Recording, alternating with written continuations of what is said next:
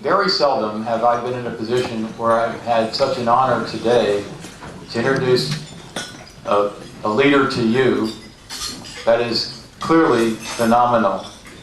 Our leader today graduated the U.S. Air Force Academy in 1976, and since that time has done everything in the Air Force you could possibly consider, with his last assignment after 40 years, after his last assignment for the last 4 years, commanding the entire U.S. Air Force, all 660,000 active duty and reserve folks in the Air Force, and with a phenomenal record. I won't read his bio because it'll take all day, but I will say this, that I've never met someone who has such an amazing background, is such an amazing leader, who's now heading up as Dean of the Bush School at Texas A&M. Would you give a warm welcome to our speaker today, General Mark Welsh.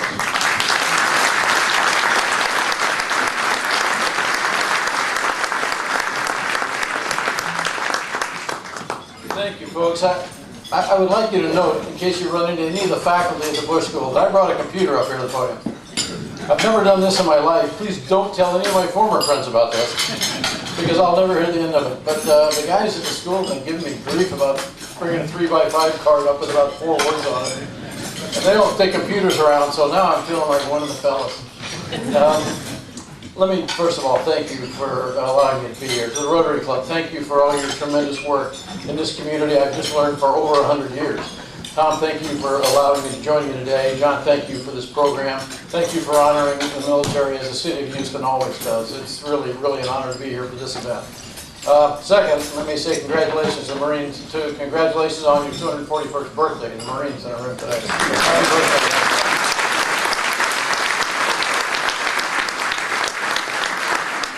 A text message exchange this morning with my son Matt, who's an infantry officer in the Corps. And I thought the Marines may be the only ones in our room who truly appreciate this, but let me read you this.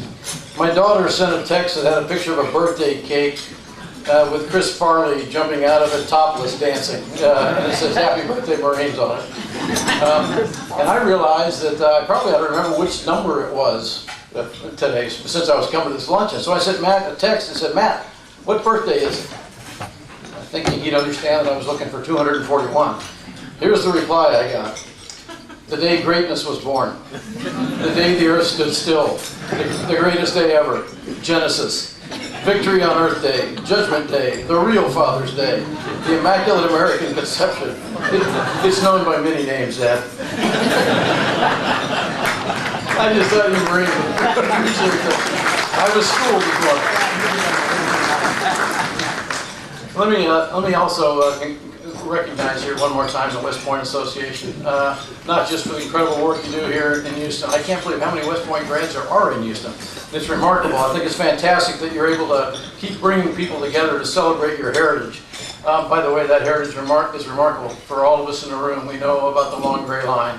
We know about your legacy of success on the battlefield. I'd also like to thank all the veterans in the room for everything you've done for our nation, for your own service, for your families, for the people who stood beside you. And Colonel McDowell, thanks for joining us again. I understand you're here every year. 103 years old, still serving proudly. Sir, it is just an honor to meet you.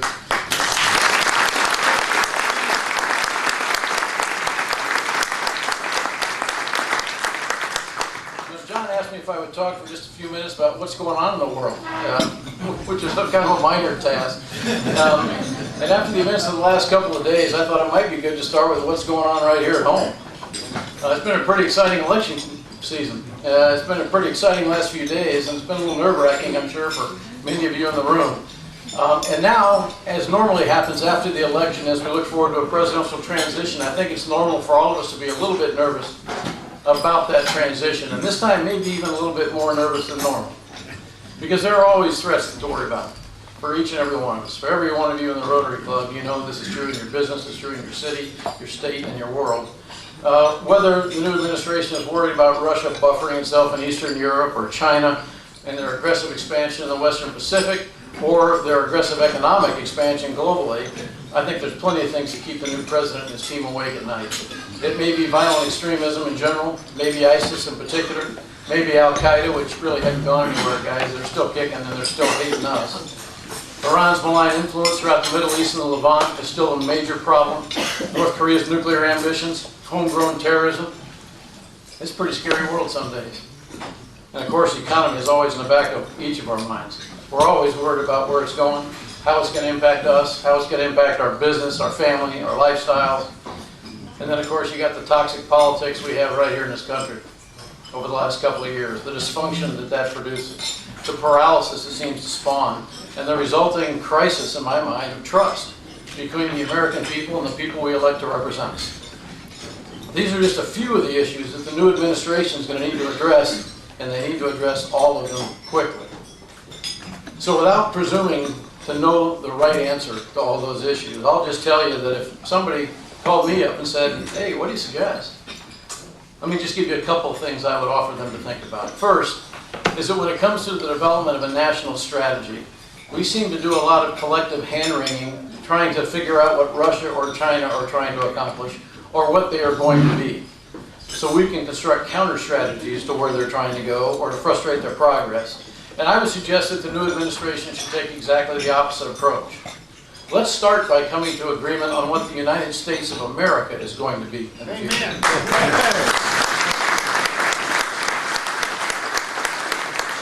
Is our intent to remain the global superpower?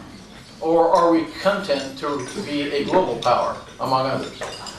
Do we want to be a regional power and focus there? I don't know where we're going, but we've got to figure this out because the question is fundamentally important to our success as a nation. Because priorities for action, for resource investment, for policy development, for international engagement, for domestic programs, for national security investment, all of those things will flow from a common understanding of that question. It's time for our country to take a serious look at our grand strategy and either recommit to it or change it. But we have to do this as a nation. It has to be led by the administration, because everyone in government can't have their own interpretation of what those priorities are. We've tried that.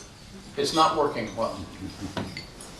Once we've established where we're going as a nation, I would also recommend to the new administration that they try hard to determine which instruments of national power have had the greatest impact on changing the world in a positive way over time.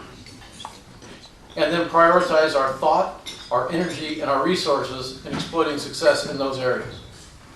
And not try to be fair to everyone as they distribute resources. I'd also offer to the new administration that commitments to a global economy, to coalitions, to partnerships, and to alliances are commitments we should honor, even at great cost. Here in Texas, we understand that a handshake should be ironclad, and it should be as honor-bound as any written contract. Nations around the world need to know that they can take the handshake of the United States of America to the bank. And until they believe that, we're walking uphill in the international affairs arena, and we have been for a while. I would also suggest the new administration remind itself that infrastructure is sexy, and that this country needs some action. Transportation systems, communication systems, waterways, power distribution systems, energy infrastructure, the cyber commons, especially those types of infrastructure that support education, commerce, competition in the economy, public safety, and national security have to be addressed. And they have to be addressed now. And it's going to mean taking money from something else. Do it. You can't make everyone happy. Don't even try. And don't worry about how long you're in the job if you have to make tough decisions. Just do the right thing. That's what the rest of us try to do every day. We'll notice, and we'll respect you for it. And in my world, respect is better than a vote. And doing the right thing will probably get you that vote as well. I'd suggest to the new administration that before they decide how to engage decisively somewhere in the world, they need to give careful consideration to whether ungoverned space might be a greater risk to the United States of America than poorly governed space.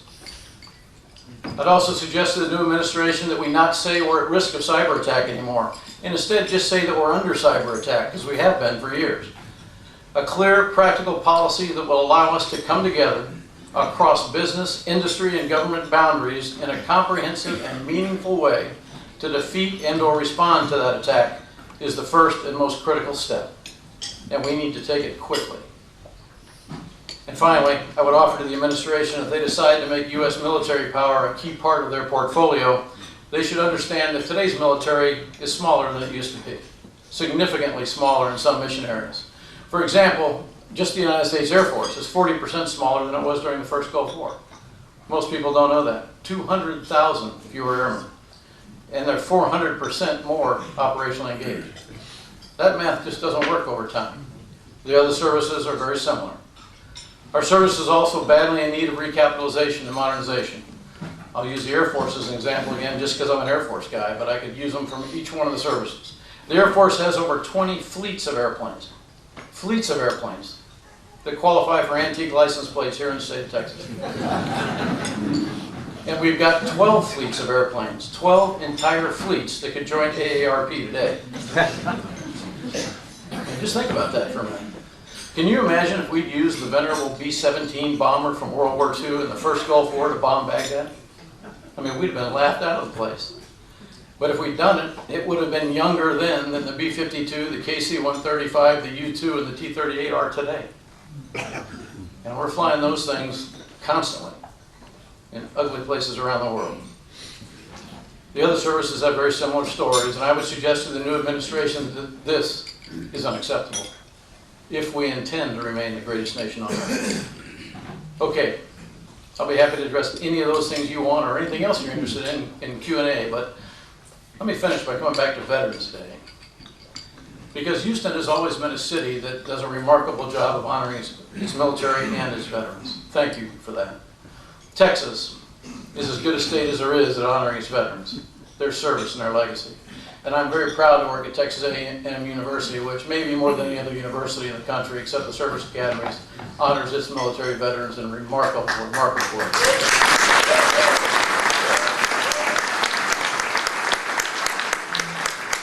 John mentioned that I'm now privileged to serve as the Dean of the George H.W. Bush School of Government and Public Service at A&M, something I never thought I would have an opportunity to do. And I love everything about it. But even there, folks sometimes forget what a great naval aviator our namesake was, and what a great and faithful veteran he is. They sometimes forget that his service to our nation didn't start in the White House. It started in the skies and the water of the Pacific Ocean during World War II. Like all of you in this room, when I think of Veterans Day, I think of those who inspired me by their service.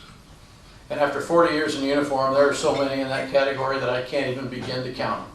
Master Sergeant Harris, your rendition of the national anthem today added you to the list. Thank you for that, man.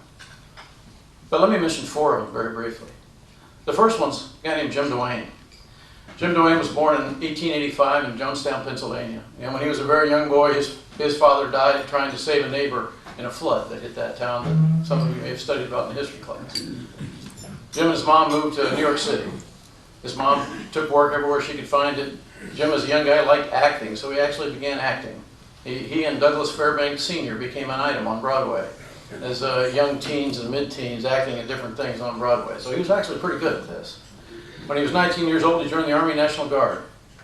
And he and his mom moved to Massachusetts, and he continued working with the K Company of the 26th Infantry Division of the Army's National Guard, all people from Clinton, Massachusetts. Very shortly after that, he began to do pretty well in the Army Guard. He began to advance, eventually became first sergeant of his unit over time. And when he was first sergeant, they went down to Mexico on the expedition with Blackjack Pershing. Many of you have heard of that. And after he returned home, he left the Army because he was going to open up a jewelry store. That was at the end of 1916. Early in 1917, he was recalled by the United States government as the thought of World War I and U.S. engagement began to spin up, and he was sent off to officer training because he'd done very well as an NCO. He was 2 months into that program when his unit was mobilized, and K Company got ready to go to France. He appealed to leave officer training so he could deploy with his unit. It was approved, and he deployed as a private in K Company in early 1917 to France. Over the next year, he was promoted from private through every enlisted rank: lieutenant, second lieutenant, first lieutenant, captain, and eventually major on battlefield promotions. He left World War I as a major commanding 2 infantry battalions simultaneously. A lot of attrition, a lot of great work on his part. He was a remarkable, remarkable soldier. He was nominated 7 times for the Distinguished Service Cross, the equivalent of today's Air Force, Army, Navy Cross. 7 times. He earned 5 Silver Stars. He was wounded 3 times and gassed at Verdun. He never left the line. He was known for 2 things. Number 1, he was the first man out on every patrol, and he was the last one back through the wire. Every time he patrolled. And the other thing was that every night, if they had lost a boy from Clinton, Massachusetts, from his unit, in the battle that day, he would crawl out through the trenches with any volunteer who would accompany him, and he'd find the body so he could bring it home. His men loved him. I would too. After the war, he came home. He was sent back to France as part of the delegation that formed the American Legion. He came back, became the treasurer of the state of Massachusetts.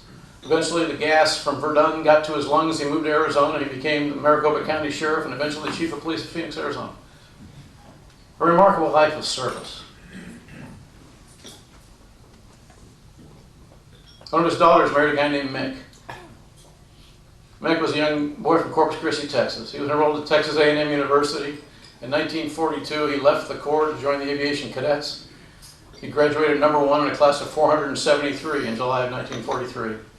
They kept him as an instructor when he wanted to go fight the war in the Pacific. He was crushed, but he started volunteering for every secret mission poster that came through. In those days, there were a lot of them. Eventually, he was selected. They shipped him off to Europe. They said, "You're going to wait here in this unit flying transport aircraft." So he started training to tow gliders and do airdrop. He towed a glider on D-Day. He did airdrop for Patton's Third Army breakout. He resupplied the Battle of the Bulge on Christmas Eve in 1944. Eventually, his secret mission came up, and he flew a glider into Germany, the largest glider assault in history, with the 11th Armored Cav Regiment, near the town of Basel in Germany, across the Rhine River. His only glider sortie. 1 landing. He said it was a fantastic landing.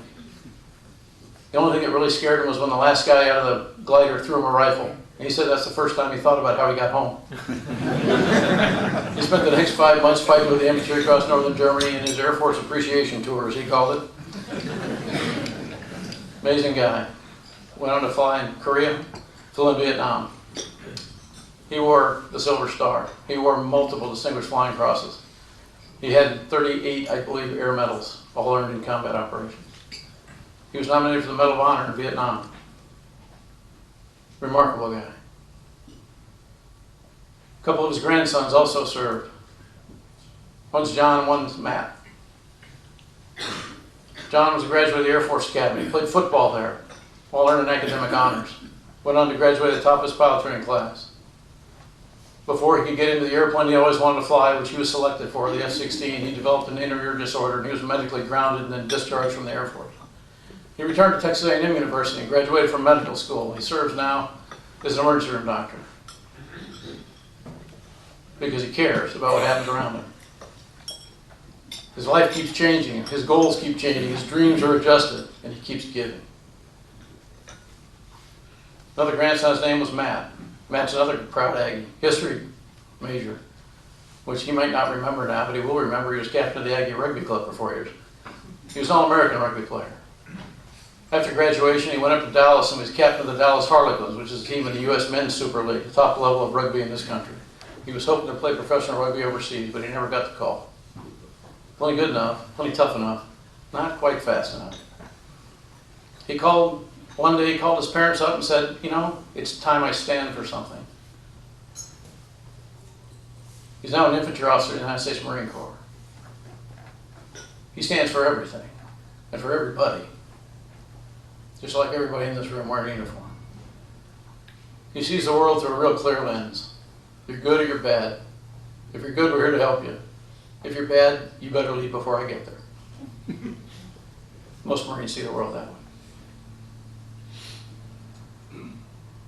I appreciate the skill of these 4 people. I admire their service and their sacrifice.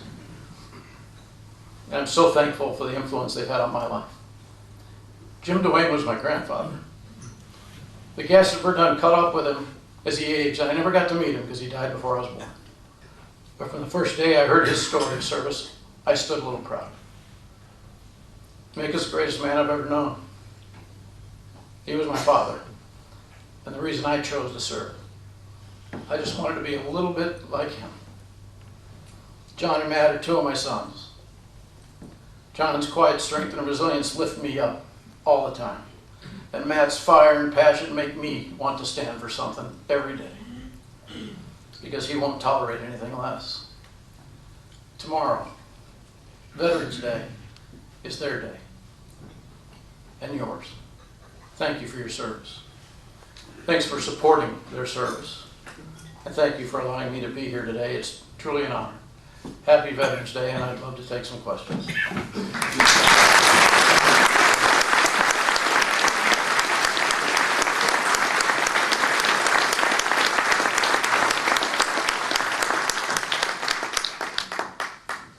Somebody's got something they want to ask you.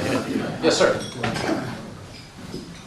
You know, going forward to a lot of people, whether you're trying to protect soldiers from potential harm or you're trying to solve world problems. Two questions. One, that red line that has come up all the time. If you were in charge, and you had the red line and you had the choice, how would you have handled that? Number two, a couple of years back, Ambassador Crocker said, when I asked him about ISIS, he said, did I have a home?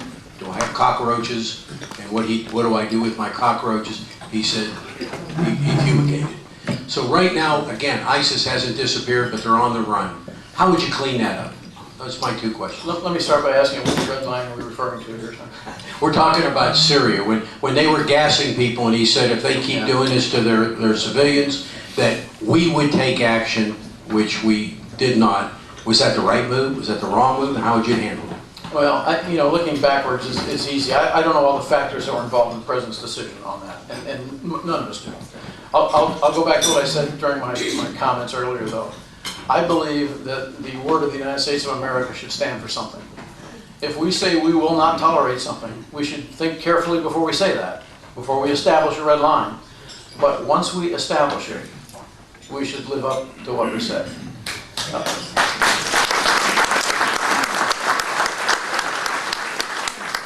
I think in the world of international and national security, you have to be careful about absolutes. But if you establish one, then you have to live with it, or your credibility is affected. And right now, I believe there is an issue with our credibility with other nations in the world, and it's going to take some attention. So that's the first thing. And the second half of the question, sir, one more time, just give me the short version. ISIS, how would you ISIS. follow up and get Yeah, well, first I agree with Ryan Crocker. And nobody's smarter, by the way, about that part of the world than Ryan Crocker is. Nobody's got more depth and breadth of knowledge in this country about that part of the world, and nobody has sacrificed more to serve there than he has. I think ISIS, you remember when ISIS first sprang up? How many of you had heard of ISIS 6 months before ISIS became front page news? Yeah, nobody in this room, including me. We didn't know about ISIS. We knew other groups. The problem really is this fundamentalist approach to things. I think if ISIS is completely destroyed, it'll appear in another country named something else. The issue that we have to deal with is fundamentalist behavior.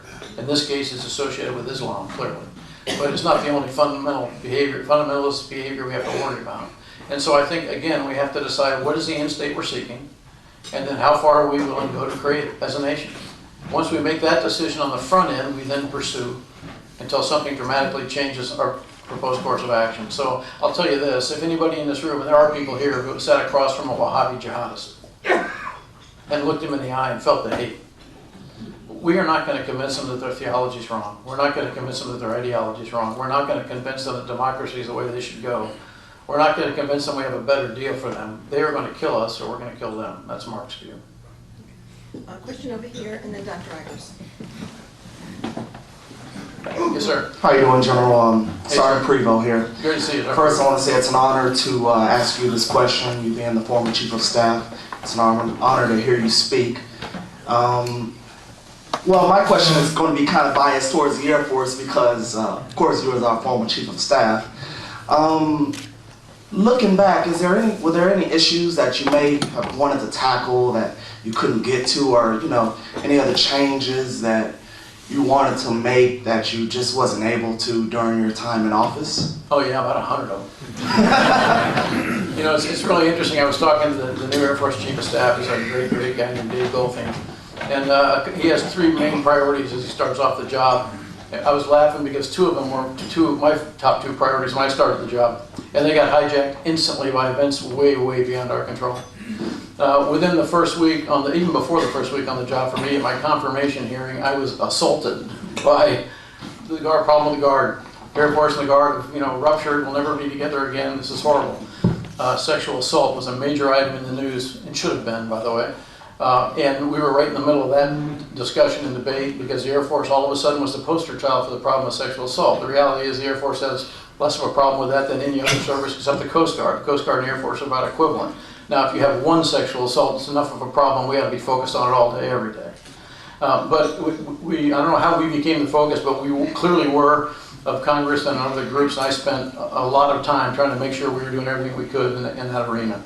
And then the budget changed. The Budget Control Act hit, sequestration hit about 5 months after I took over. And so everything was upended. And the things we thought we wanted to focus on, we didn't pay attention to at all for the first 2 to 3 years. And then we got involved in another war because we thought at that time we were leaving Afghanistan by the end of the year. We were winding down. And not only did we not leave Afghanistan, we're back in Iraq, and ISIS became ISIS, and here we go. So the whole world changed. And I think you'll find if you're in any major organization, really any organization of any size, and you're trying to manage its direction, that's probably a fairly common theme. I don't care if you're in business, industry, education, or national security. What you think you're going to focus on may not be what you end up focusing on because the world changes around you. So there's lots of things I would have liked to get at. The most important thing that I focused on because of those issues that I ended up facing was people. It was airmen. And I felt like we did a pretty good job of keeping that focus. And so I was pleased with that, but there's lots of other stuff I would have liked to have gotten to. So squadrons got to be fixed. Dave's right about this. We got to fix them.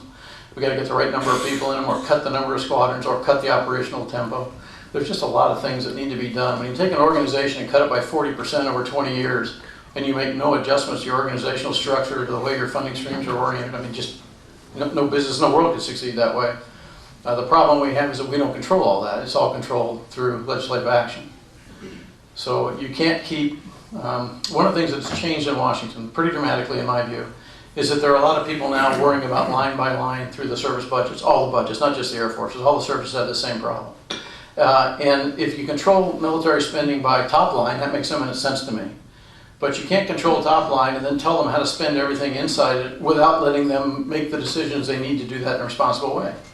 Or you end up with very irresponsible choices being made for the long-term good of the service and therefore the nation.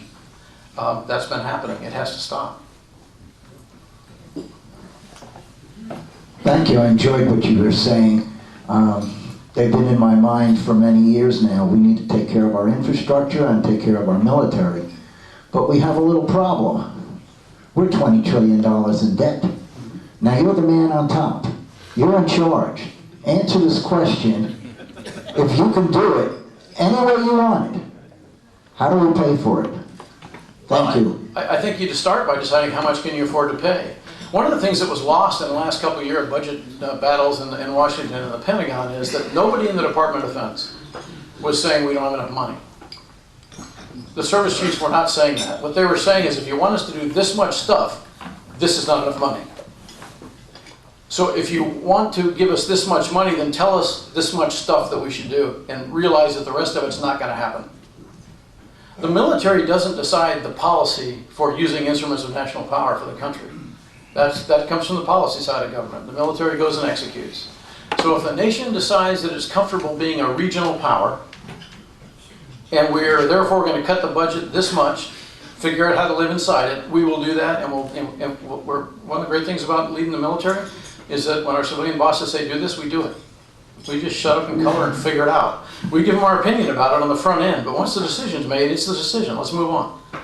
You did not hear a single service leader saying we can't live within our budget. They said if you want us to do this, we need more. But if you're only going to give us this much, then here's how much we can do for you. That's what was being said in the background. The problem is you can't tell them they only have this much money and then not let them spend it in the right ways to create efficiencies over time. That makes no sense from anybody's perspective, but that's how it's been happening. So step one is figure out what do you want the nation to be. Step two is what is the military's role in that? because you may not want to emphasize military instrument of national power. You may want to emphasize something else. That would be a healthy debate to have. I have a position on that, but it was just my position. And step 3 is fund it, resource it to the level you need to use it.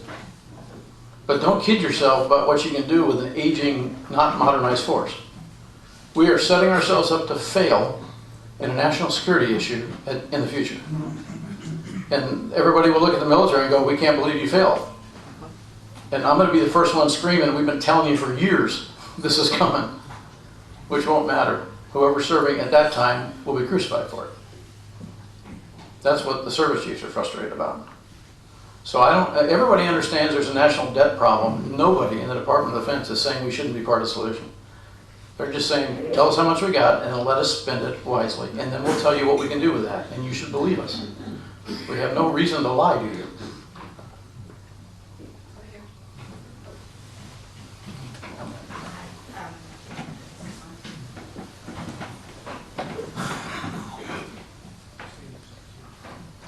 Hi. Oh, yeah.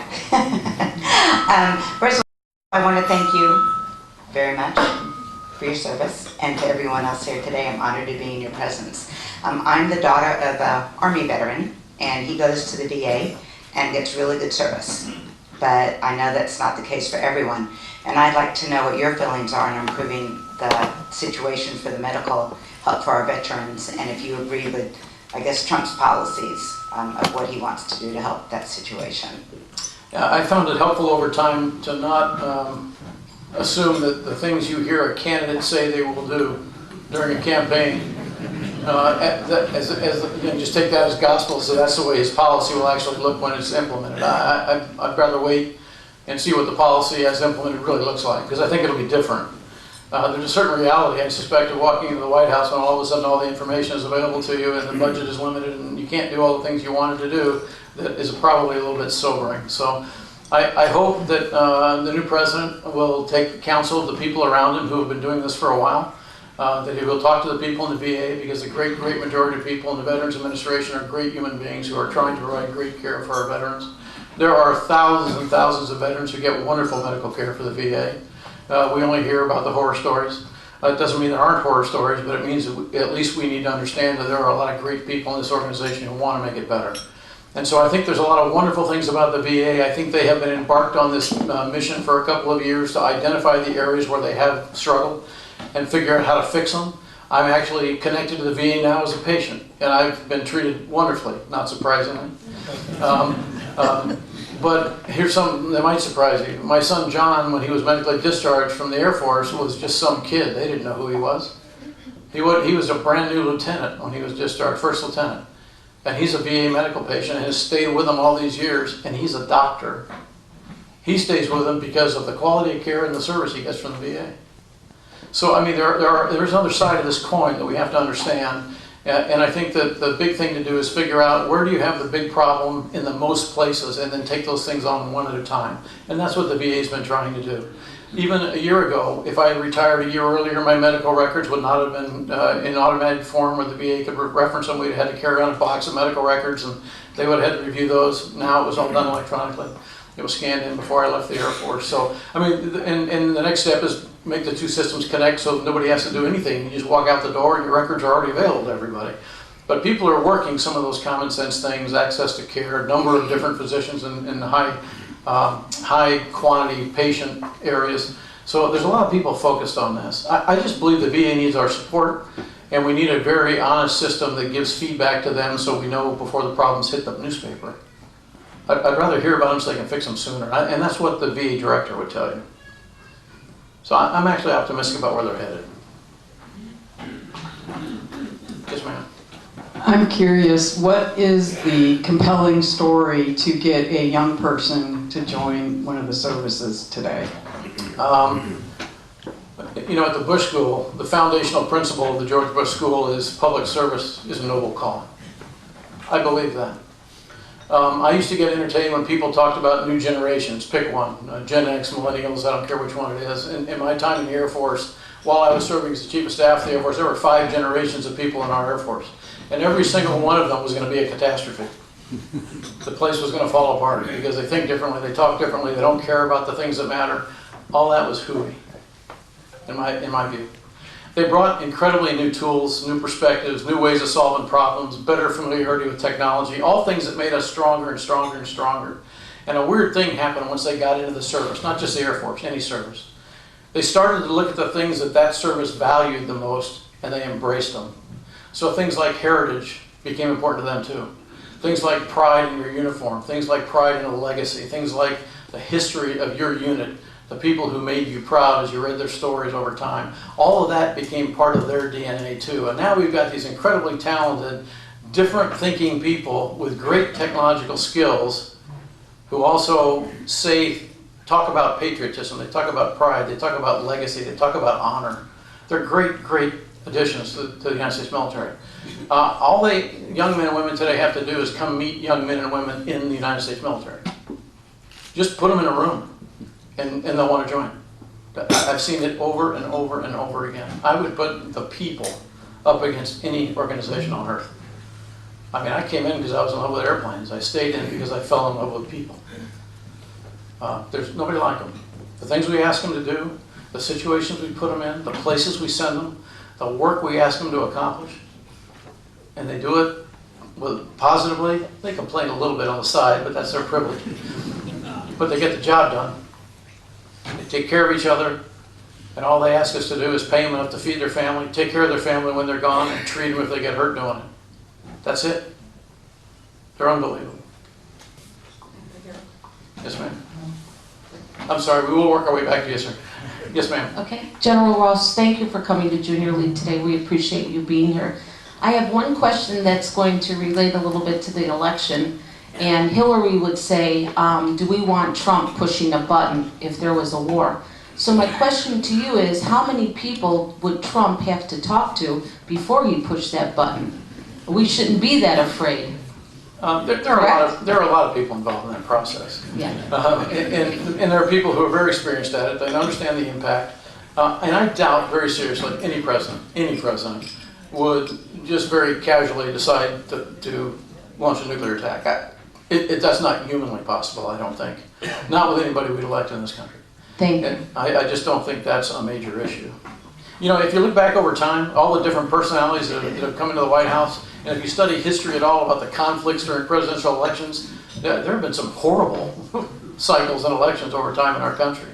But if you look at the decisions that are made by presidents once they're sitting in the White House and facing the real issues that a president must face, the decision spread is really not that dramatic. You know, it's like a military general. By the time you get to be in some of the jobs I've been privileged to hold, your difference in decisions is about that wide. Your backgrounds are like this wide. Your styles, your personalities, the way you communicate, everything's different. But when it comes to making the really big decisions, there's not a lot of variance. There's a little bit, but not a lot. And presidents are pretty much the same, with the exception usually of 1 or 2 programs per administration that they came into and said, I'm going to make this happen, healthcare, or something else if you go back into other presidencies. But other than that, the decisions they make are actually pretty much within a confined band, and it's a reality band. I was right there. Don't waste your time standing up. General, thank you for your service. It's Tom Wilson, Lieutenant JG, U.S. Coast Guard 63 to 66, and 11 years in the reserves. You've talked about the lack of, it sounds like the military does not have an ear on the Hill. We've got a Joint Chiefs of Staff. How do you elevate them into a position of authority so that we can begin to recover some of what we've lost in the last few decades? Yeah, Tom, thanks for your service. I don't think the issue is that we don't have an ear on the Hill. We just don't have an ear in the entire Hill. So the defense committees understand this. They understand the frustration. They share it. They are trying to find solutions. But the broader Congress is not as engaged in these issues as maybe it was in the past. There's much less military experience across the broader Congress than there was in the past. There are other issues that drive their attention and focus them on things. You know, the congressional offices are driven by constituent concerns. And if your constituent concerns don't include national security because there's no military base in your district or nothing major in your state that needs attention, it just doesn't boil to the top of your interest list.